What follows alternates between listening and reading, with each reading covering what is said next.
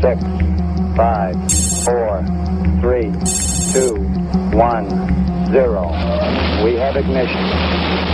In the fall of 1966, as the Americans and Soviets battled for supremacy of that last great frontier, space, two astronauts, Pete Conrad and Dick Gordon, on board the Gemini 11 spacecraft, encountered something that made them say, "Houston, we may really have a problem." Now they have two little windows that are about this big. One of them saw this light that seemed to be flashing and traveling along. Now, realizing that they're doing like 17,000 miles an hour, this object traveling along with them was obviously also going at an extremely high speed. Pete Conrad said, "We just had an object pass by us.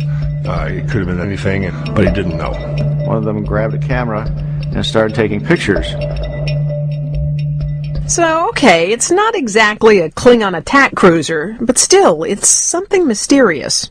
The images show a collection of bright spots that seem to reorient themselves or change shape. NASA was supposed to know everything that was up there on radar. And got publicity as something NASA couldn't explain. With NASA in the dark, another agency stepped up with an explanation. The North American Air Defense Command, NORAD, stated at the time that they believed it was a booster from a rocket launched by the Soviet Union.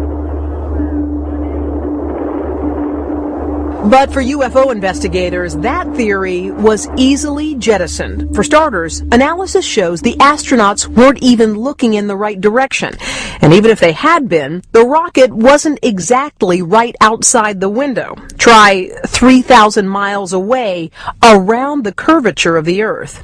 They could not have seen it because A, they were looking in the wrong direction, and B, it was too far away anyway at the time. So that leaves that thing unexplained.